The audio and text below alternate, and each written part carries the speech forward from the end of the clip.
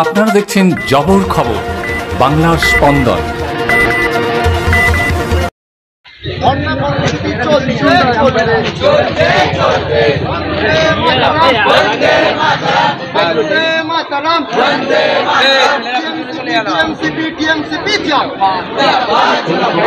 Baripur college দিচ্ছে ডাক, medical college হসপিটালে বারিপুর কলেজ দিচ্ছে ডাক, বারিপুর কলেজ দিচ্ছে ডাক, ধর্ণা কর্মসূচি চলছে। বন্দে মাতরম, বন্দে মাতরম, বন্দে মাতরম, বন্দে মাতরম। টিএমসিপি টিএমসিপি টিএমসিপি জিন্দাবাদ, জিন্দাবাদ, জিন্দাবাদ। এই বারিপুর কলেজ দিচ্ছে ডাক, justice for RG Kar, justice for RG Kar. Baripur college দিচ্ছে ডাক, justice for RG Kar. Baripur college দিচ্ছে ডাক, justice for RG Kar. Baripur college দিচ্ছে ডাক, জাস্টিস ফর আরজিকর। ছাত্র যুব দিচ্ছে ডাক। কি কর্মসূচি রয়েছে কলেজে? আজকে আমাদের মমতা বন্দ্যোপাধ্যায় আমাদের ছাত্র পরিষদের প্রতিষ্ঠা দিবস 28শে আগস্ট মঞ্চ থেকে বলে দিয়েছেন, নির্দেশ দিয়েছেন যে 30শে আগস্ট প্রত্যেক কলেজে কলেজে এই অভয়ার যাতে খুনিরা এবং ধর্ষকরা শাস্তি পায়, অর্থাৎ ফাঁসি পায়, সেই ফাঁসির দাবি নিয়ে আমরা প্রত্যেক কলেজে কলেজে সারা পশ্চিমবঙ্গে প্রত্যেক কলেজে আন্দোলন করছি এবং আমাদের বারিপুর কলেজও সেই আন্দোলনের মধ্যে আছে।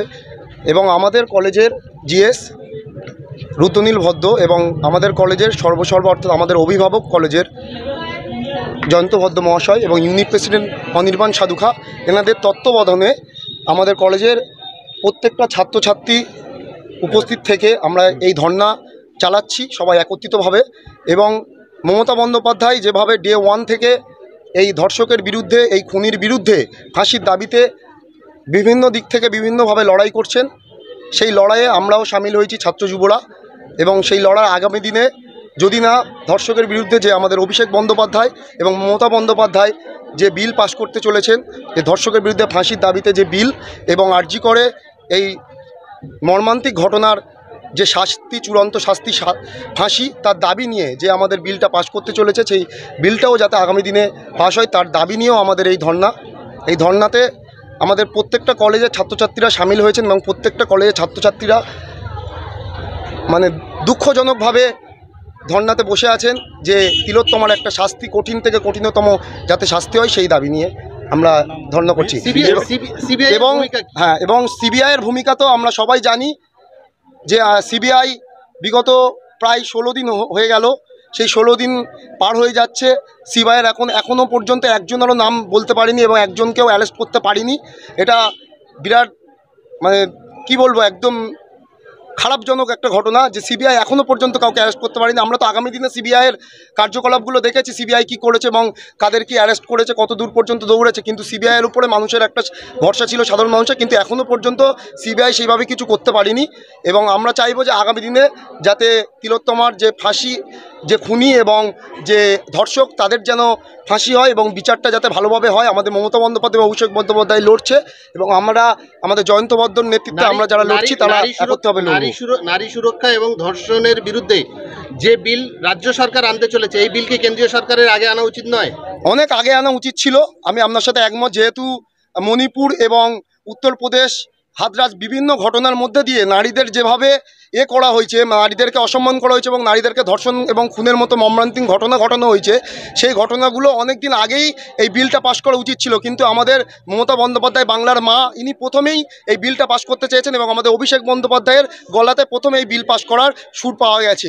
কিন্তু বিরোধিতা করছে বিজেপি রাজ্যে, পশ্চিমবাংলা রাজ্যে বিজেপি এই বিলের বিরোধিতা করছে, বলছে আমরা বিল পাস হতে দেবো না। কি সাধারণ মানুষ দেখছে, বিজেপি এদিকে বলছে আমরা বিল পাস করতে দেব না, এদিকে আবার মমতা বন্দ্যোপাধ্যায়, আমাদের বাংলার মা মমতা বন্দ্যোপাধ্যায়ের পদত্যাগের দাবিতে রাস্তায় নামছে। মানুষ দেখছে যে কি নাটক চলছে এখানে। আগে ওদের বিল পাস করে মণিপুরে এবং হাতরাসে, উত্তরপ্রদেশে, মধ্যপ্রদেশে বিভিন্ন ঘটনা ঘটার পরেও এই বিল পাস হয়নি এবং সেখানে কোনো মন্ত্রী বা মুখ্যমন্ত্রীর পদত্যাগের দাবি কোনোদিনও কেউ করতে পারেনি। আজকে মমতা বন্দ্যোপাধ্যায়ের পদত্যাগের দাবি করছে। আগে ওদের রাজ্যের যে ঘটনাগুলো ঘটছে সেই ঘটনাগুলো যাতে না ঘটে, সেই বিলটা যাতে তাড়াতাড়ি পাস হয়, সেই ঘটনা যদি রাজনীতির চশমা খুলে যদি ধরা যায়, এই বিরোধিতা না করে বিজেপির চুপচাপ বাড়িতে বসে যাওয়া উচিত, এই বিলের বিপক্ষে না যাওয়া উচিত। পশ্চিমবঙ্গের থেকে বিজেপি শাসিত রাজ্যগুলোতে কিন্তু ধর্ষণ এবং নারী নির্যাতনের ঘটনা অনেক বেশি। সেখানে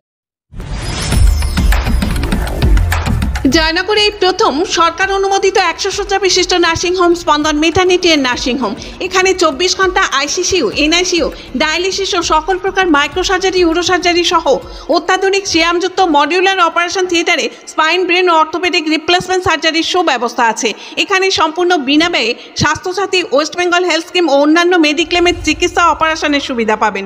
স্পন্দন maternity and nursing home, NABH accredited hospital, Thana cross road, Joynagar, Majilpur, দক্ষিণ 24 পরগনা। যোগাযোগ 0321822850 ও 9732607328 এবং 9647346036।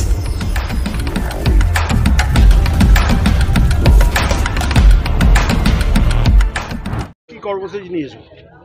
আমরা আমাদের বারুইপুর কলেজের পক্ষ থেকে আরজি কলেজে মর্মান্তিক এবং নৃশংস একটি ধর্ষণ ও হত্যাকাণ্ড হয়েছে আমাদের দিদির, তার বিরুদ্ধে আমরা বারুইপুর কলেজের পক্ষ থেকে মমতা ব্যানার্জি ও অভিষেক ব্যানার্জির নির্দেশে আমরা এই কর্মসূচি গ্রহণ করেছি এবং আমরা চাই দোষীদের কঠিন থেকে কঠিনতম বিচার হোক। তাদের ফাঁসির দাবিতে আমরা এই আন্দোলন শুরু করেছি এবং চালাচ্ছি। এবং মমতা ব্যানার্জি ও অভিষেক ব্যানার্জি যে ঠিক করেছেন যে রেপের বিরুদ্ধে একটা বিল পাশ করবেন, সেটার পক্ষে আমরা আন্দোলন করছি, সেটা যাতে খুব তাড়াতাড়ি পাশ হতে পারে। এবং আমাদের দিদির খুনিদের আমরা কঠিন থেকে কঠিনতম বিচার চাইছি। আর প্রায় 16 দিন পেরিয়ে গেল, তা সত্ত্বেও সিবিআই একজনকেও গ্রেপ্তার করতে পারলো না। এর বিরুদ্ধে আমরা আওয়াজ তুলছি। We want justice, justice for RG Kar. আমার নাম মোনালিসা রয় চৌধুরী, আমি বারুইপুর কলেজের প্রথম বর্ষের ছাত্রী।